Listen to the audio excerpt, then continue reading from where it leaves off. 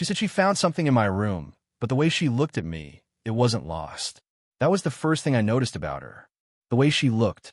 Not at the floor like most people do when they talk to someone younger, but straight at me, eyes steady, like she was measuring a thought she didn't want to say out loud. Her name was Clara. She came in every other morning, quiet, unhurried, with a rhythm that made the apartment feel smaller, softer somehow. She never knocked hard, just that light double tap that barely reached through the door before she stepped inside. And every time, I pretended I didn't notice her looking around longer than she needed to. That morning, the air was still. The kind of silence that made you aware of small things. The hum of the fridge, the faint citrus smell from the cleaner she always used, the warmth of sunlight catching on the edge of her wrist as she straightened the bed. I was sitting at my desk, pretending to read when she said it. "I found something in your room." Her voice was calm, too calm. I turned, half smiling. "Yeah? What did I lose this time?" She held up nothing, just her hand, open, empty. A pause hung between us. Then, quietly, she said it like it wasn't meant to be said, like it had slipped out before she could stop it. I didn't know what to do with that. Neither did she. Her eyes flicked away fast, to the folded sheets, the window, anywhere but me. She tucked a loose strand of hair behind her ear, but her hand trembled just slightly. I could have laughed it off. Should have. But instead I stood. The air between us changed. A slow pull like gravity had shifted. "Clara," I said, though I didn't know what I was asking. She turned back toward me, her chin tilted, guarded but not enough. "You shouldn't look at me like that." "I wasn't, you were." Her tone wasn't sharp. It was low, almost tired, like she'd spent years telling herself not to want things that made her feel alive. For a second, neither of us moved. The only sound was the soft rustle of her sleeve brushing against the bedspread. I could smell the faint trace of her perfume, something like sandalwood and rain. I reached to hand her the keys she always left on the counter, but our fingers touched. Just barely. Her breath caught. She didn't pull away. Time went thin. I noticed the small things, the pulse in her throat, the line of her collarbone under the soft cotton of her blouse, the way her lips parted like she was about to speak, but didn't. She stepped back, breaking the moment before it broke her. "You should keep your door locked," she said softly. It wasn't about the door. I watched her gather her things, quick, efficient, like she was trying to erase the moment we just lived. But her hand lingered on the doorknob. She hesitated, looked over her shoulder once, eyes darker than before. Then the hallway light flickered, footsteps echoed, someone coming up the stairs. Her breath hitched again. She whispered, almost to herself, "You didn't see me here, all right?" And before I could answer, she was gone. The door closing in slow motion, the scent of her still hanging in the air. The next morning, she didn't come. Her absence filled the room louder than her presence ever did.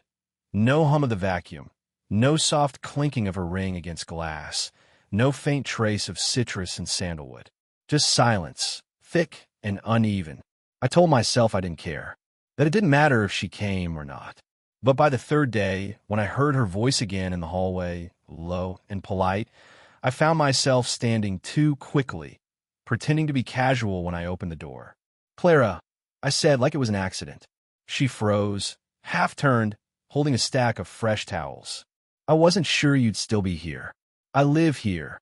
Her lips curved slightly, but it didn't reach her eyes. "Right, of course." There was a pause. She stepped inside, careful, like she was walking into something fragile. The light fell differently that day, colder, sharp enough to show everything. The fine lines at the corners of her mouth, the small freckle on her neck, the faint mark on her wrist where a ring used to be. I don't know why I noticed these things. Maybe because I'd spent too long not noticing anyone at all. I'd broken up with someone a few months before, someone my age, someone loud and easy to explain. But with Clara, there was nothing easy to explain. Every word between us carried weight, like we were both trying not to cross an invisible line we couldn't name. She bent to pick up a drop towel, and I caught a glimpse of the scar just above her ankle, small, pale, almost hidden. She saw me looking and straightened quickly. "Old kitchen accident," she said. I nodded, pretending not to imagine what her life was like before this. The story she'd never tell, the man who might have given her that tiredness in her eyes. She moved closer to the desk to dust it. The space between us tightened. I could smell her again, not perfume this time, but her. Warm skin, faint coffee, something real. When she reached over me to wipe the frame on the wall, her sleeve brushed against my neck. A simple thing, but my chest tightened, heat rising before I could stop it. She must have felt it, the way I went still, the air catching. "Sorry," she said, pulling her arm back slowly, voice low. "You make it hard to work? You know that." It wasn't teasing. It was honest, and it landed heavy. I swallowed, not sure if I was supposed to apologize or laugh. "Then maybe don't work so hard." Her hand paused midair, and she smiled, small, reluctant, but real. "That's not how it works." But she didn't move away. For a moment, we just stood there, inches apart, both pretending to be busy. Her fingers brushed a speck of dust from my shoulder, once then again slower. Neither of us spoke. The silence stretched, filled with everything we weren't saying. Then the clock on the wall clicked loudly. A small, sharp sound that snapped the world back into place. She pulled her hand away, cleared her throat. "You should open a window," she said softly.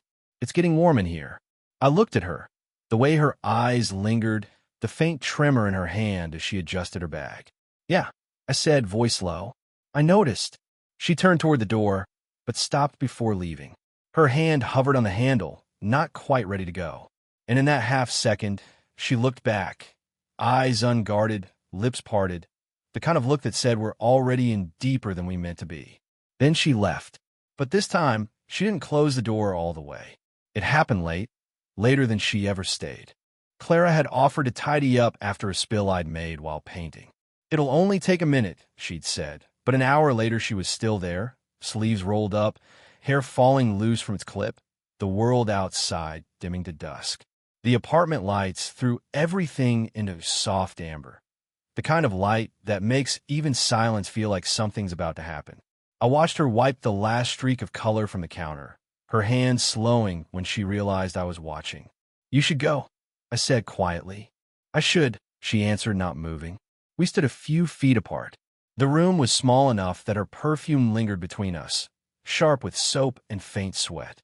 I could hear her breath, uneven now, as if she'd climbed stairs. She set the rag down, folded it, then unfolded it again. "People already talk," she said softly. "About what?" "About me being here so often." Her voice was steady, but the tip of her thumb kept tracing the seam of the rag, back and forth. "I don't care what they say." "You should," she said, but her eyes flicked to my mouth when she said it. A sound broke the moment, the sharp buzz of my phone on the counter. We both flinched. A name flashed across the screen. Lena. My ex Clara's gaze followed it, just for a second, then away. "You should get that." "I don't want to." "Still, you should." Her tone was distant now, like she'd remembered who she was supposed to be. But something inside me pushed past that. I stepped closer. "You think I'm just a kid," I said. "That's why you—" She cut me off, voice tight. "Don't finish that. Then tell me I'm wrong." She didn't. Her hands trembled once before she steadied them on the edge of the counter. "You don't know what you're asking for." "Then show me." For a long moment, she didn't move. Then she looked up, eyes darker than before. "You think this is easy for me?" The air between us tightened. My pulse felt like it was in my throat. She stepped forward. Just one step, but enough that I could feel the heat from her skin, the faint scent of soap still clinging to her wrist. Her hand lifted halfway toward my face, then stopped. Fingers hovering in the air, trembling slightly. The phone buzzed again. Louder this time. The moment cracked. She let her hand fall. "You should answer it," she whispered. "I'd rather not." She exhaled slowly, something breaking in her chest. "You don't make this easy." Then came the sound of footsteps in the hall, heavy, close. We froze. A knock at the door. Her eyes widened. "Don't say anything." She moved fast, slipped past me, pressed a hand to my arm to steady herself. That touch, small, firm, electric, burned through every word I'd been holding back. When the door opened slightly, it was just the neighbor asking about the noise. I muttered something. Clara stayed hidden behind the wall, her hand still gripping my sleeve. When the neighbor left, she didn't let go right away. "See," she whispered. We can't do this. But her thumb brushed against my skin before she pulled away, a small, traitorous motion that said the opposite. And as the door clicked shut again, we stood there in the quiet, both breathing too hard, both knowing we'd already crossed something we couldn't uncross. It rained that night, the kind of slow, relentless rain that makes the city sound smaller. She came later than usual, soaked halfway through, her hair damp at the ends. I shouldn't be here, Clara said as soon as I opened the door. But she still stepped inside. Her blouse clung to her shoulders. The scent of rain and skin filled the narrow hallway. I reached for a towel without thinking, and when I handed it to her, our fingers brushed, quick, sharp, electric. She didn't move away. You're shivering, I said. I'm fine. But her voice wasn't fine. It shook at the edges, and when I placed the towel around her, her breath caught in the space between us. I felt her heartbeat before I saw her eyes. Close, too close now. You can't keep doing this, she whispered. Doing what? Looking at me like that. Like I'm. She stopped herself. The rain outside filled the silence. Like you're what? Her eyes flicked up, uncertain. Like I'm not supposed to be cleaning your floors. I almost laughed, not because it was funny, but because it hurt. You think that's what I see when I look at you. She opened her mouth, then closed it again. Her hand rose to push wet hair from her face, but I was faster. My fingers brushed her temple, sliding a strand behind her ear. The contact froze both of us. Her skin was cold from the rain, soft under my touch. Don't, she said, but her eyes said something else. Tell me to stop, I said. She didn't. Instead, she leaned forward, just enough that I felt her breath, warm against my jaw. You're too young, she whispered. And you're too scared, I answered. Her lips parted, half in protest, half in something else. The tension between us felt alive, like the room itself was holding its breath. Someone will find out, she said. Then let them. She shook her head, but the motion brought her closer. The towel slipped from her shoulders, landing soundlessly on the floor. My hand found her waist, not pulling, not yet, just resting there, feeling the tremor under her skin. You don't know what you want, she said. I do, I said quietly. You. Her eyes closed, a shiver passing through her. For a heartbeat, she leaned into me, her forehead brushing my chin. Then she exhaled, voice breaking. You'll regret this.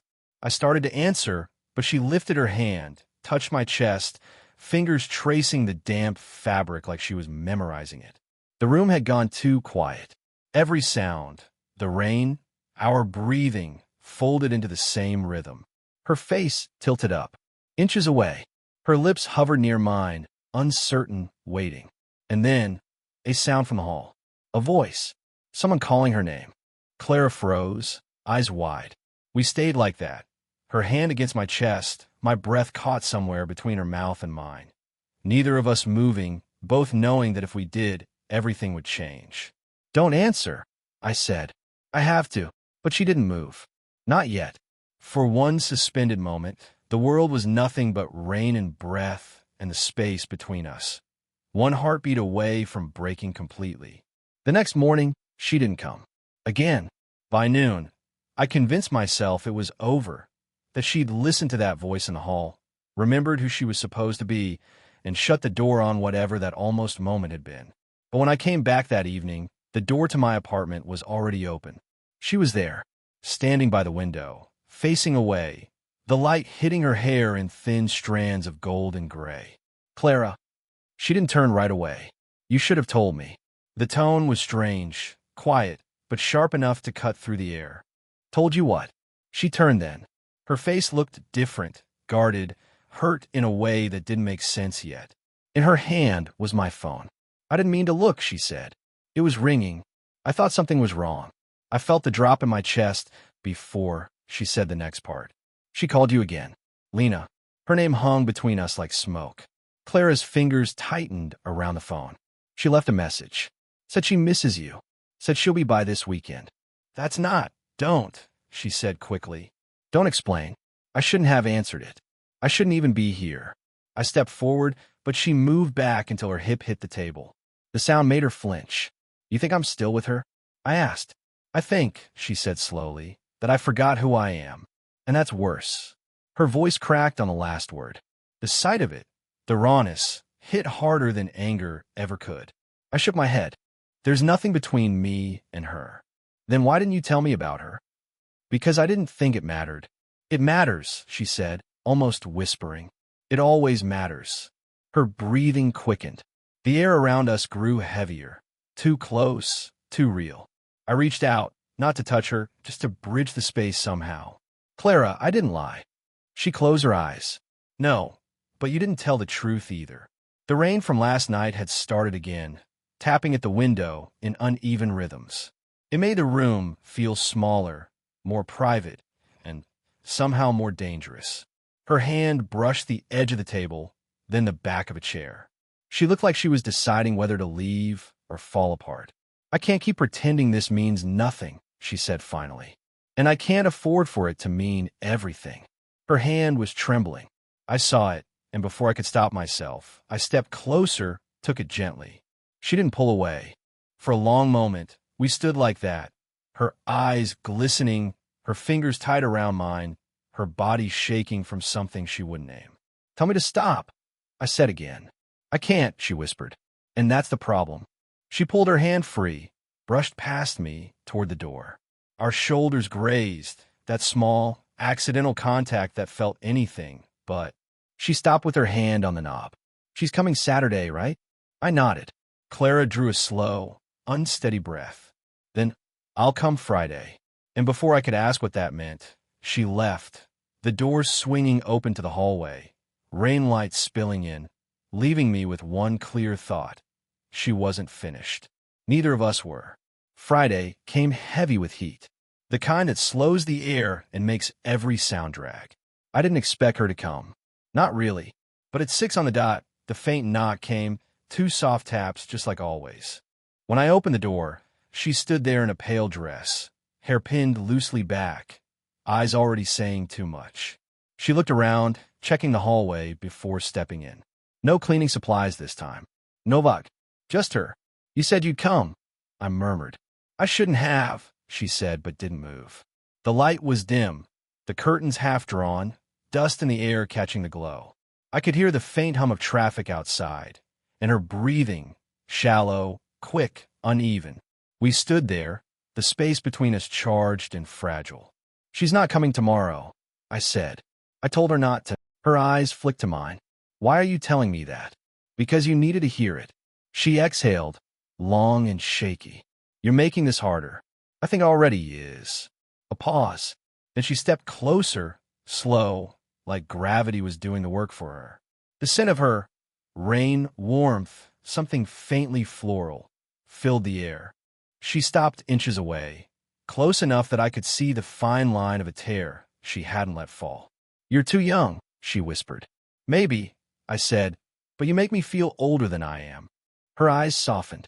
Something inside her seemed to give way, the kind of surrender that isn't loud. It just happens quietly, all at once. Her hand lifted, fingers brushing my jaw, tracing down to my neck. Her touch was light, hesitant, as if she wanted to memorize the moment before destroying it. This isn't fair, she said. Then stop me. Her lips parted, a half laugh that wasn't really laughter. You always do that. Throw the choice back at me. Because I'd rather lose than steal it from you. The silence that followed was full, not empty. Every unspoken thing between us hung there, breathing with us.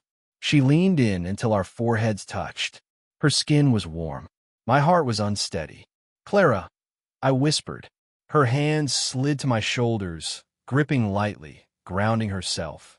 If I do this, she said, you don't get to regret it later. I won't. Her breath brushed my cheek. For a moment, it felt like the world had narrowed to this. Her pulse against mine, the faint creak of the floor beneath us, the thunder rolling somewhere far away. Then she stopped. I still closed. I can't, she said, but her body didn't move. Then don't say it, I whispered. A tremor ran through her. She stepped back, breaking the contact, but her hand lingered on my chest, one last trace of warmth before she let go. When she finally looked at me, her eyes were clear. You think this ends with us together, she said softly. But it ends with us knowing. I nodded because she was right. She turned, walked to the door, and paused with her hand on the frame. "Don't wait for me," she said. "Just remember me right." And then she was gone, leaving the door open, the air still heavy, and something inside me both broken and beautifully whole. For the first time, I understood her completely. It was a week before I saw her again. The rain had stopped, the city washed clean, but everything still carried her echo. The scent of sandalwood on my pillow, the faint outline of her handprint on the glass where she'd once stood.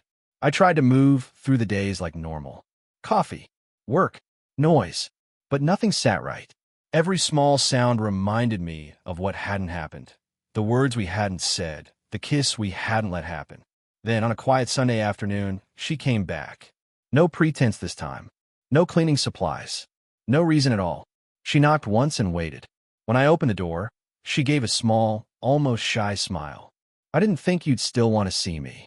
I was starting to think you'd never come." "I told myself not to," she said softly. "But that never works, does it?" She stepped inside, looking around like the place had changed in her absence. And maybe it had. She looked different too. Lighter. Not younger. Just more herself. "I kept thinking about what you said," she murmured, setting her bag down. "About knowing each other. About how that was enough." And she looked up at my eyes. It wasn't. The silence that followed wasn't awkward. It was relief. The quiet kind.